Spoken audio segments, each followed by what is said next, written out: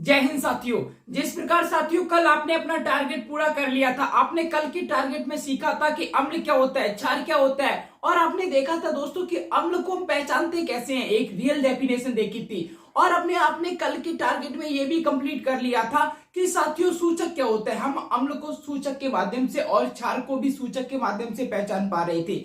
आज का जो वीडियो है वो बहुत ही ज्यादा इंपॉर्टेंट है, क्योंकि साथियों आज की वीडियो में बच्चे बहुत सारी केमिकल रिएक्शन रट लेते हैं। ऐसा नहीं करना है, हमें कॉन्सेप्ट को समझना है। आज हम सीखने जा रहे हैं अम्ल और क्षार के रासायनिक गुण।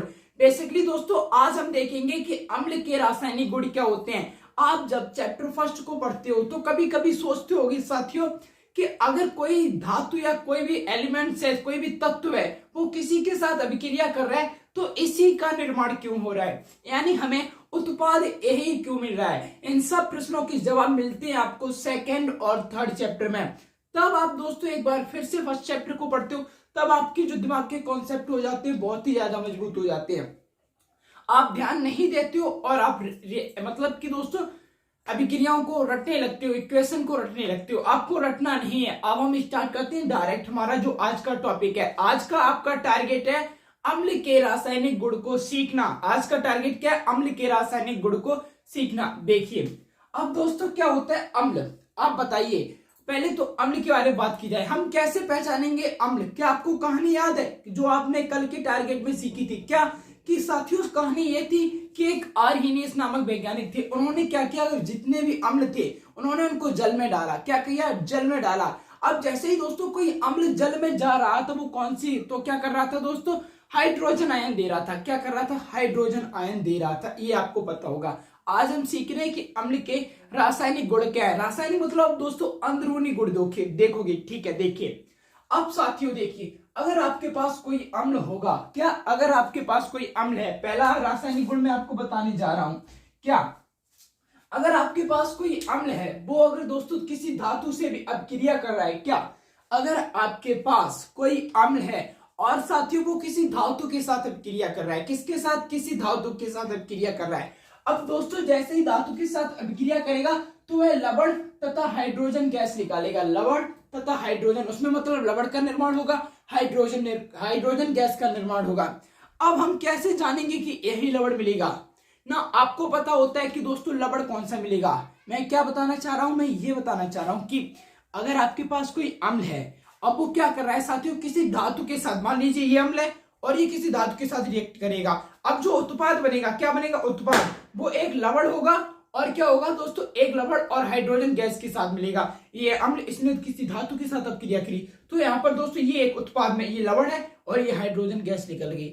आखिर क्यों? आपको पता है कि दोस्तों लवण कौन सा बनेगा? नहीं, पर हमको एक बात दे दीजिए कि हाइड्रोजन गैस बनेगी। देखिए आपके सामने पहला है हाइड्रोक्लोरिक अम्ल, जो कि सोडियम धातु से अभिक्रिया करके NaCl+H2 बना रहा है। आखिर ये क्या था, हमें इससे मतलब नहीं। देखिए मैं आपको समझा रहा हूं, देखो अच्छे से समझ जाओगे दोस्तों, आप बिल्कुल हीरोपंती में। देखिए आपके पास दोस्तों एक अम्ल है, कौन सा अम्ल है? हाइड्रोक्लोरिक अम्ल HCl। अब मुझे आप दोस्तों अक्टूबर में आ गए, वो भी खत्म होने वाला है, तो ये मत लिखने की जरूरत नहीं है, इसे हाइड्रोक्लोरिक अम्ल कहते हैं। आई होप आपको अच्छे से पता होगा। ये हाइड्रोक्लोरिक अम्ल है। क्या है साथियों? हाइड्रोक्लोरिक अम्ल।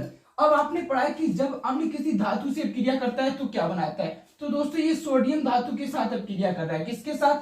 सोडियम धातु के साथ अभिक्रिया कर रहा है। अब आप बताइए, आपको पता है कि साथियों कि कौन सी मतलब कौन सा लवण बनेगा? नहीं पता, मुझको भी नहीं पता, लेकिन आपको और हमको ये पता है कि हाइड्रोजन गैस निकलेगी। और हाइड्रोजन गैस कैसे निकलेगी? H2 की फॉर्म में। तो साथियों यहाँ पर प्लस लगा के हमने क्या कर दिया, हाइड्रोजन गैस को निकाल दिया। अब देखिए इधर H2 है, अगर हम इधर H सिंगल रखते हैं तो लफड़ा हो जाएगा, तो आपको लफड़ा नहीं करना है, यहाँ पर भी 2 H लगा देने हैं। अब दोस्तों इस हाइड्रोजन को भी काट दो, इसको भी काट दो, बच्चा जो भी बचा होगा वही आपका क्या होगा, वही आपका लवण होगा। क्या होगा? वही आपका लवण होगा। तो दोस्तों क्या बचा? सोडियम। और क्या बचा? क्लोरीन। क्या बचा? क्लोरीन। तो आपने Na लिख दिया, Na मतलब सोडियम और क्लोरीन लिख दिया। अब चूंकि दोस्तों यहाँ पर हम 2 लिख देते हैं तो क्लोरीन भी डबल हो जाएगा, इसीलिए आपने दोस्तों क्लोरीन भी यहाँ पे लिख दिया। बोलो आया समझ में? समझ में आया कि हमें दोस्तों रटना नहीं है कि जब हाइड्रोक्लोरिक अम्ल सोडियम के साथ अभिक्रिया करता है तो नमक बना देता है, sodium chloride plus hydrogen gas निकलती है। हम नहीं रटेंगे, हम सीधा कॉन्सेप्ट पे चलेंगे। मैंने आपको क्या बताया था फिर से समझा रहा हूं। देखिए आप पढ़ रहे हो साथियों कि एक जो अम्ल है वो अगर एक धातु से क्रिया कर रहा है तो उसके उत्पाद में दो चीजें बन रही हैं, एक लवण बन रही है, एक हाइड्रोजन गैस बन रही है। हाइड्रोजन गैस अगर आप कह दो तो एक प्रकार का प्रॉपर नाउन यानी निश्चित कर दिया। अब दोस्तों जो ये लवण है कॉमन नाउन है, क्योंकि दोस्तों पता नहीं कौन सा लवण हो, सोडियम क्लोराइड हो या तनु सल्फ्यूर, मतलब कुछ भी हो, आपको लवण नहीं पता है, पता है नहीं पता है, लेकिन एक चीज पता है कि हाइड्रोजन गैस निकलेगी। तो ठीक है, आपको एक अम्ल दिया गया हाइड्रोक्लोरिक अम्ल जो कि साथियों अभिक्रिया कर रहा है सोडियम से। किससे? सोडियम से। तो आपने क्या किया कि भाई लवण कौन सा बनेगा, अभी आपको कोई मतलब नहीं है, आपने हाइड्रोजन गैस निकाल दी। अब दोस्तों हाइड्रोजन जो गैस निकलेगी वो H2 की फॉर्म में निकलेगी। अब आपने देखा इधर आपके H2 हैं और इधर आपका H सिंगल है। तो आपने क्या किया दोस्तों, केमिकल रिएक्शन को संतुलित करने के लिए तो आपने क्या किया दोस्तों, इसको भी 2 कर दिया, यानी इसमें 2 का गुणा कर दिया हाइड्रोजन में। अब आपके पास दोस्तों इस हाइड्रोजन की कहानी खत्म हो जाती है क्योंकि H2 बराबर हो गया। अब बात क्या आती है, वो ये आती है कि आपके पास दोस्तों सोडियम बचा, क्लोरीन बचा, यही मिलकर आपका क्या बनाएंगे, यही मिलकर आपका लवण बनाएंगे। अब आप देखते हो कि इधर दोस्तों 2 का गुणा होने से आपकी क्लोरीन की संख्या कितनी हो जाती है, 2 हो जाती है। और जब आपकी क्लोरीन की संख्या 2 हो जाती है तो हम Na+Cl2 कर देते हैं, यानी सोडियम क्लोराइड जो कि नमक होता है। आपको अच्छे से समझ में आ गया होगा। इसी प्रकार दूसरी रिएक्शन क्या है दोस्तों, H2SO4 जो कि जिंक के साथ अब क्रिया कर रहा है, ZnSO4+H2 बना रहा है। ओके, अब आपके पास H2SO4 क्या होता है बताइए, इसको इधर बंद कर देते हैं, ठीक है। अब आपके पास है दोस्तों H2SO4, इसको क्या बोलते हैं, तनु सल्फ्यूरिक अम्ल। क्या? तनु सल्फ्यूरिक अम्ल, जो जिंक के साथ अभिक्रिया कर रहा है। किसके साथ? जिंक के साथ अभिक्रिया कर रहा है, यानी एक जो अम्ल है और हमारी धातु जिंक के साथ अभिक्रिया कर रहा है। आपको पता है कि अम्ल अगर किसी धातु के साथ अभिक्रिया करेगा तो लवण हाइड्रोजन गैस बनाएगा। लवण कौन सा बनेगा आपको नहीं पता, मुझको नहीं पता, लेकिन हमें पता है हाइड्रोजन गैस निकलेगी, ठीक है। अब देखिए क्या निकलेगी दोस्तों, हाइड्रोजन गैस। हाइड्रोजन गैस को निकाल दिया आपने, किसको निकाल दिया, हाइड्रोजन गैस को निकाल दिया। अब देखो इधर भी H2 की फॉर्म थी, इधर भी H2, यानी हाइड्रोजन बिल्कुल इक्वलाइज है। और आपने क्या किया, इसको भी काट दिया, इसको भी काट दिया। काटना नहीं है, मैं आपको समझाने के लिए बता रहा हूं। अब आपके क्या पास क्या बचा, Zn बचा, SO4 बचा। अब आप लिख दो ZnSO4, जिंक सल्फेट। क्या हो जाएगा, जिंक सल्फेट। यही आपका क्या बना, लवण बना हुआ है, जिंक सल्फेट। तो दोस्तों इसमें आपने कुछ रटा नहीं, आपने कॉन्सेप्ट समझा कि अगर अम्ल जो है वो धातु से क्रिया कर रहा है तो साथियों वो हाइड्रोजन गैस को देता है और एक लवण देगा। हाइड्रोजन गैस देखने के बाद आपको लवण पता चल जाता है कि कौन सा बनेगा। ओके, आई होप आपको अच्छे से समझ में आ गया होगा। अगर अभी भी आपका कोई डाउट बचता है तो साथियों आप हमारे कमेंट सेक्शन में लिख सकती हो। ओके, अब हम बात करेंगे नेक्स्ट। 1 मिनट रुकिए, रजिस्टर किधर मिल गया। अब देखिए इसको साफ करते हैं। अब क्या है कि साथियों आपके पास एक अम्ल होगा जो अब धातु कार्बोनेट के साथ क्रिया करेगा, लवण बनाएगा, जल बनाएगा, कार्बन डाइऑक्साइड गैस बनाएगा, अम्ल। अब धातु कार्बोनेट क्या होगा दोस्तों, क्या है धातु कार्बोनेट, पहले इसी को समझ लो दोस्तों। आपको धातु तो पता ही, जैसे सोडियम मैग्नीशियम और ये जितने भी है, ये क्या है दोस्तों, जिंक। ये धातु है, क्या है, धातु है। धातुएं क्या होती है दोस्तों, इलेक्ट्रॉन को देती हैं। धातुएं क्या, इलेक्ट्रॉन को देती हैं। या धातुओं में बहुत से गुण होते हैं, वो मैं आपको अगले चैप्टर में पढ़ाऊंगा। अब आपको ये देखना है कि दोस्तों आपके पास मतलब कि जो धातु कार्बोनेट क्या होता है, किसी भी धातु के पीछे आपको CO3 लग जाए तो आप आंख बंद करके कह देना ये देखो धातु कार्बोनेट बन चुकी है, यानी सोडियम कार्बोनेट। क्या हो जाएगा, सोडियम कार्बोनेट। यानी दोस्तों किसी भी धातु के पीछे, ये है मान लीजिए धातु, और इसके पीछे मैंने ये लगा दिया CO3। अब ये क्या बन गया, धातु कार्बोनेट। क्या बन गया, धातु कार्बोनेट। आपको CO3 किसी धातु के पीछे दिख जाए, समझ लो धातु कार्बोनेट बन चुका है। क्या बन चुका है, धातु कार्बोनेट बन चुका है। अब आपको अच्छे से समझ में आ रहा होगा क्या कि अगर किसी भी धातु के पीछे हम अगर CO3 को चिपका रहे हैं तो जो निर्माण हो जाता है वो धातु कार्बोनेट। वही हमारे पास दिया गया, क्या कि अगर आपके पास कोई अम्ल है जो कि धातु कार्बोनेट के साथ अभिक्रिया कर रहा है, लवण बना रहा है, जल बना रहा है, कार्बन डाइऑक्साइड गैस बना रहा है, लवण जल कार्बन डाइऑक्साइड गैस। ठीक है, फिर भाई यहां पर बात आती है कि दोस्तों इसमें आप दोस्तों समझो प्रॉपर नाउन क्या क्या हो जाएगा। इसमें प्रॉपर नाउन एक समझाने की दृष्टि से, यानी जो निश्चित है, जो हमें पता है कि हाँ यही होगा। प्रॉपर नाउन कैसे समझ सकते हो आप, ये समझ सकते हो कि जो जल है वो भी ठीक है, और उसके बाद कार्बन डाइऑक्साइड गैस नहीं, क्योंकि कार्बन डाइ एक निश्चित गैस का नाम बता देगा, ये लिख लेगा। लेकिन लवण जो कि कॉमन नाउन हो जाएगा, क्योंकि पता नहीं कौन सा लवण हो। ठीक है, आप कैसे समझोगे, देखो अब हमारे पास है H2SO4, सॉरी आपके पास है हाइड्रोक्लोरिक अम्ल जो कि एक धातु, ये दोस्तों कार्बोनेट धातु नहीं है, सोडियम सल्फेट, यहां पर SO3 होगा,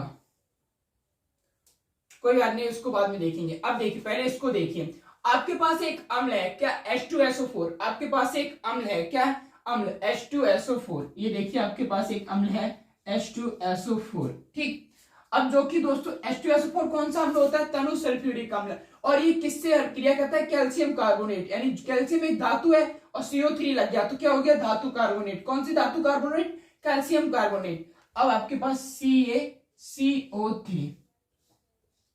अब साथियों आप लोग बताइए, यहां से शुरू करते हैं तब अच्छे से आ जाएगा। आपके पास जो अम्ल है वो क्या है दोस्तों, H2SO4, H2SO4 जो कि कैल्शियम कार्बोनेट से अभिक्रिया कर रहा है।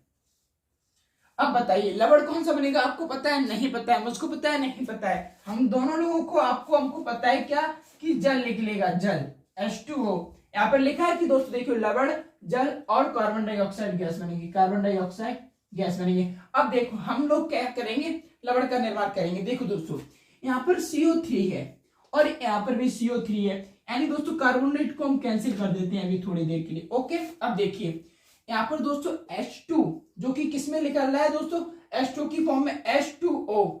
अब इसके लिए एक O यहां से दे देंगे तो H2O ये हो गया, H2O ये हो गया। अब देखिए मेन बात क्या आती, अब क्या बचा दोस्तों, यहाँ पर देखिए फिर से समझिए मैं आपको क्या बताना चाह रहा हूं।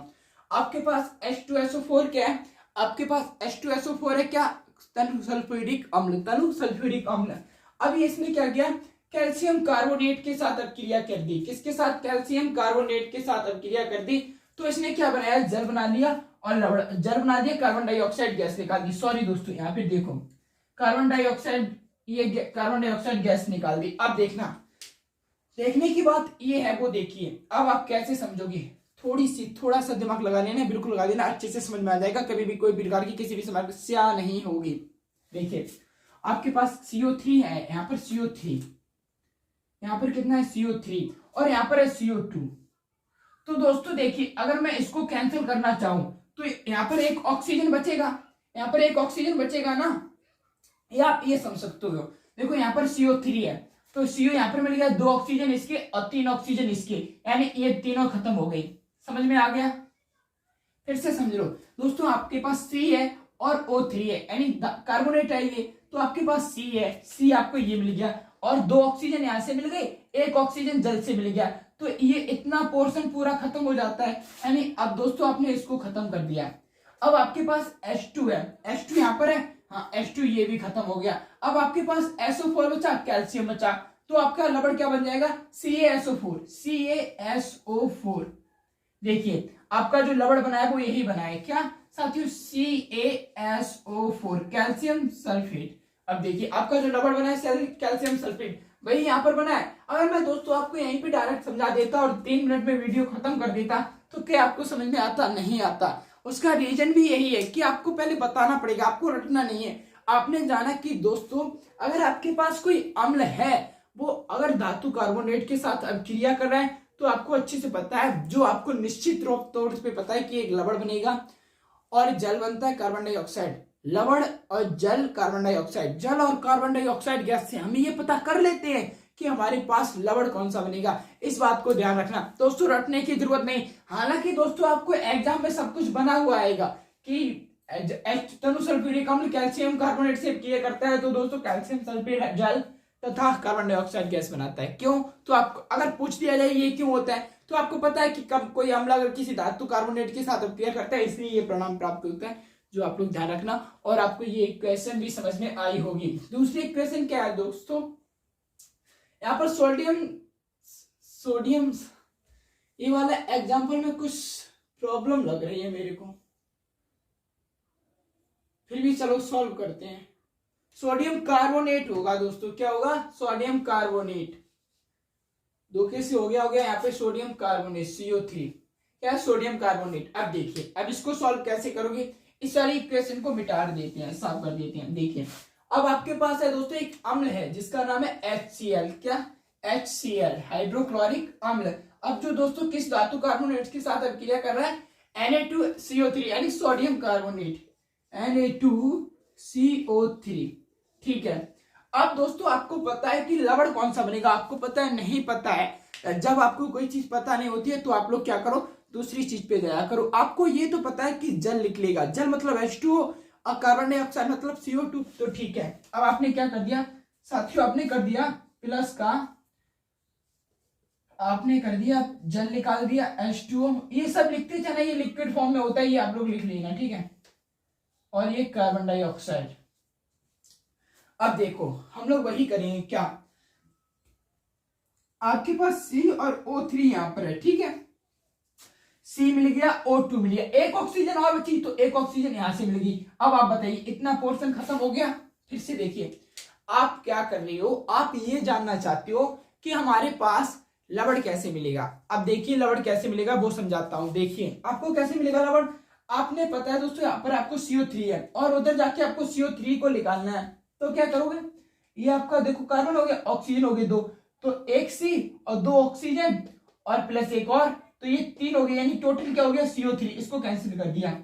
अब देखिए अब दोस्तों इधर H2 है, क्या, इधर H2 है, लेकिन इधर H सिंगल है, क्या, H सिंगल है। यहां से दोस्तों आपकी बैलेंस इक्वेशन भी हो जाएगी, आपको एडवांस दिमाग नहीं लगाना पड़ेगा, इसलिए ध्यान से समझिए। क्या, आपका यहाँ पर हाइड्रोजन 2 है, हाइड्रोजन कितने हैं, 2, और हमारे पास हाइड्रोक्लोरिक अम्ल में कितने हैं, 1 हाइड्रोजन है, तो हमने क्या किया, यहाँ पर 2 का गुणा कर दिया।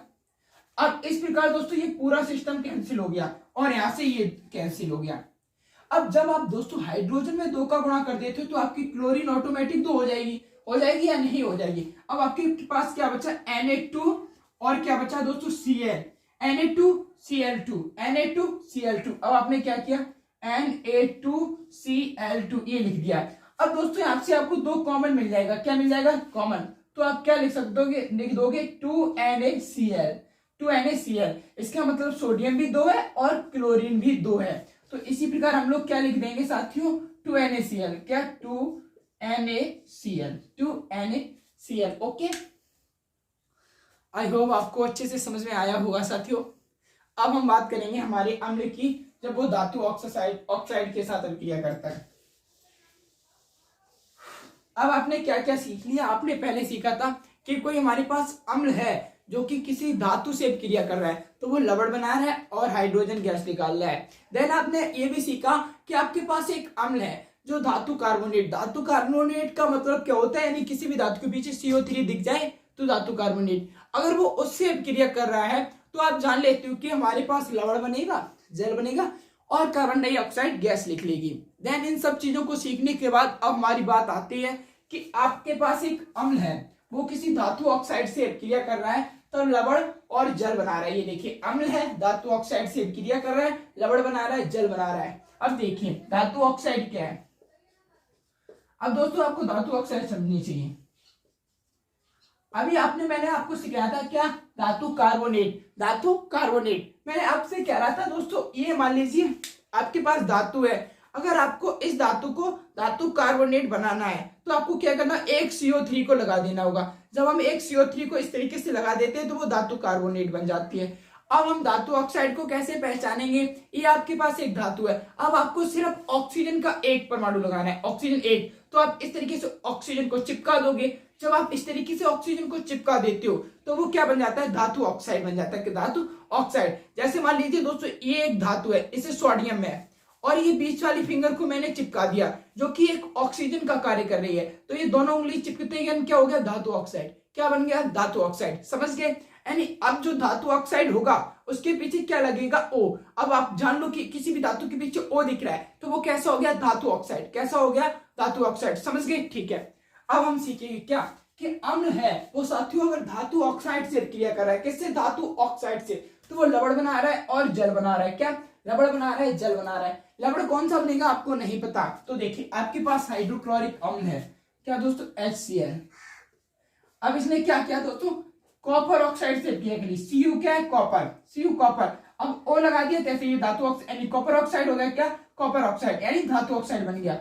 अब दोस्तों अब आपने देखा कि अम्ल अगर कॉपर ऑक्साइड यानी धातु ऑक्साइड से क्रिया करेगा तो क्या बनाएगा, लवण। लवण कौन सा बनेगा हमें नहीं पता, लेकिन एक चीज कंफर्म कर दी, क्या, कि जल बनेगा। क्या बनेगा, जल बनेगा। क्या बनेगा, जल बनेगा। अब देखिए क्योंकि आप दोस्तों आपको अगर रटा हुआ होता फिर आपको इक्वेशन रटनी पड़ती, लेकिन आपको रटना नहीं है। क्या, अब आप देखिए इधर आपके हाइड्रोजन 2 है, क्या, हाइड्रोजन 2 है। और जब आप देख रहे हो कि इधर हाइड्रोजन की संख्या 2 है, लेकिन साथियों इधर हाइड्रोजन 1 है, इधर हाइड्रोजन 2 है, इधर 1 है, तो हम इधर भी 2 करने के लिए किसका गुणा कर देंगे, 2 का गुणा कर देंगे।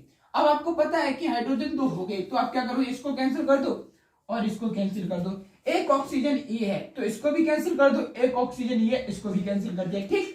अब देखिए जब दोस्तों आप हाइड्रोजन में 2 का गुणा कर देते हो तो आपकी क्लोरीन कितनी बन जाती है, 2 बन जाती है।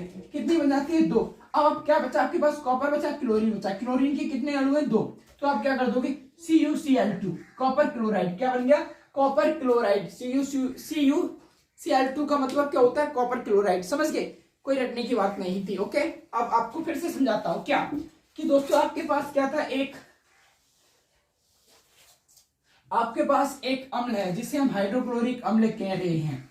अब ये अम्ल दोस्तों किसी धातु यानी कॉपर ऑक्साइड से क्रिया कर रहा है, तो आपको ये नहीं पता लवण कौन सा बनेगा, लेकिन आपको ये कंफर्म कर दिया गया है कि H2O यानी पानी बनेगा। क्या बनेगा, H2O, जल बनेगा। अब देखिए जब आप देखते हो इधर हाइड्रोजन कितने हैं, 2, और इधर हाइड्रोजन कितने हैं, 1। इधर हाइड्रोजन कितने हैं, 2, इधर हाइड्रोजन कितना है, 1, इधर 2, इधर 1। तो इधर हम 2 करने के लिए क्या करेंगे, 2 का गुणा कर देते हैं, ठीक। अब यहाँ पर 2H बन गया, काट दिया। यहाँ पर भी H2 है, काट दिया, यानी दोनों हाइड्रोजन है HCl में काट दिया। यहाँ पर ऑक्सीजन है 1, ये भी खत्म, और इस ऑक्सीजन से ये भी खत्म। आपका क्या बचा, Cu और Cl। अब हम दोस्तों CuCl2 क्यों लिखते हैं, क्योंकि दोस्तों जब आप हाइड्रोजन में 2 का गुणा कर देते हो तब आपके पास क्लोरीन भी 2 हो जाता है। क्या हो जाता है, क्लोरीन भी 2 हो जाता है। इसी प्रकार हम क्या करते हैं, CuCl2 लिखते हैं, क्या, कॉपर क्लोराइड, CuCl2। ये था सिस्टम। अब देखिए दूसरा क्या होगा, अब दूसरा एग्जांपल है आपके पास हाइड्रोक्लोरिक अम्ल जो कि कैल्शियम ऑक्साइड से अभिक्रिया कर रहा है। किससे, कैल्शियम ऑक्साइड से अभिक्रिया कर रहा है। अब देखिए इसको साफ करते हैं। अब आपके पास हाइड्रोक्लोरिक अम्ल फिर से है दोस्तों, ये कैल्शियम ऑक्साइड है, ये कॉपर ऑक्साइड है। आप इसमें ये मत समझ लेना एक ही चीज है। अब ये क्या कर रहा है, कैल्शियम ऑक्साइड से अभिक्रिया कर रहा है। आप बताइए लवण कौन सा बनेगा, पता है नहीं, लेकिन एक चीज पता है, क्या, जल निकलेगा, H2O। अब फिर देखो साथियों इधर हाइड्रोजन 2, इधर 1, तो हम क्या कर देंगे, इधर 2 का गुणा कर देंगे। इस प्रकार इसको भी कैंसिल और इसको भी कैंसिल। एक ऑक्सीजन इधर है, ये भी हटा दो, एक ऑक्सीजन इधर है, ये भी हटा दो। क्या बचा, Ca और Cl। 2 इसलिए आएगा क्योंकि दोस्तों हाइड्रोजन में 2 का गुणा करते ही क्लोरीन भी 2 हो जाता है। अब ये क्या हो जाएगा, CaCl2 यानी कैल्शियम क्लोराइड। वहां पर कॉपर क्लोराइड था, यहाँ पर कैल्शियम क्लोराइड प्लस जल बन गया। यानी अब आपने ये भी सीख लिया कि अम्ल जो है वो धातु कार्बोनेट सॉरी धातु ऑक्साइड से अभिक्रिया कर रहा है, तो क्या बन रहा है, तो क्या बन रहा है। अब दोस्तों एक फैक्ट बताऊंगा जाते जाते मैं आपको, वो क्या है, मैं आपसे ये कहूं कि दोस्तों अब मेन बात आने वाली है, वो सीखना।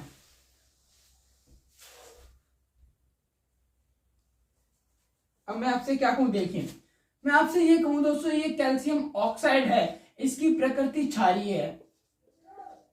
धातु ऑक्साइड की प्रकृति जो होती है वो क्षारीय होती है। अब आप क्या करोगे, ठीक है क्षारीय होती है, रट ली होगी कि कैल्शियम ऑक्साइड की प्रकृति यानी जो धातु ऑक्साइड होता है उसकी प्रकृति क्षारीय होती है। क्षारीय होती है, क्यों होती है, आखिर दोस्तों धातु ऑक्साइड की जो प्रकृति क्षारीय होती है क्यों होती है। अब आप बताइए हम कैसे प्रूव करें कि साथियों कैल्शियम ऑक्साइड की जो प्रकृति होती है वो क्षारीय होती है, ये बताइए क्यों। अब आप कहानी याद कीजिए उस व्यक्ति की, किस व्यक्ति की, आर्हीनियस। आर्हीनियस भाई साहब ने क्या कहा था दोस्तों, उन्होंने ये कहा था कि अगर आपके पास कोई भी क्षार होगा, वो अगर जल में हम डाल दें तो वो क्या बनाएगा, OH आयन देता है। क्या बनेगा, OH आयन देता है। क्या देगा, OH आयन देगा। यानी अब हम अपने इस कैल्शियम ऑक्साइड को अगर जल में डाल दें तो हमें OH आयन अगर मिल गए तो दोस्तों इसकी प्रकृति कैसी होगी, क्षारीय। अन्यथा की स्थिति में क्या हुआ नहीं जा सकता। तो देखिए अब हम क्या करेंगे, कैल्शियम ऑक्साइड को हमने किसमें डाल दिया, जल में, H2O में। तो क्या बन जाता है, ये बन जाएगा दोस्तों CaOH का होल ट्वाइस। क्या बन जाएगा, Ca, कैल्शियम ये हो रहा, और दोस्तों ये क्या हो जाएगा, O इधर हो जाएगा, यानी 2 ऑक्सीजन और एक ऑक्सीजन और H2। तो ये क्या होता है, कैल्शियम हाइड्रोक्साइड, जो कि क्या है, क्षार है। क्या है, क्षार है। यहाँ से दोस्तों आपने एक सीख लिया क्या, कि जब आप किसी धातु ऑक्साइड को जल में डालोगे तो वो OH हाइड्रोक्सी आयन देगा, जो आप ध्यान रखना। आई होप आज की वीडियो आपको पसंद आई होगी। और दोस्तों अगर आपको SST के नोट्स आप कहीं से प्रोवाइड नहीं कर पा रहे हो तो आप हमारे कम्युनिटी टैब पे जाइए, आपको चैप्टर वाइज नोट्स मिलते रहेंगे और साइंस के भी मिलेंगे। ठीक है साथियों, अब हम मिलेंगे आपको नेक्स्ट वीडियो में, और आई होप आज आपने अपना टारगेट कंप्लीट कर लिया होगा। मिलते हैं नेक्स्ट वीडियो में। जय हिंद, वंदे मातरम।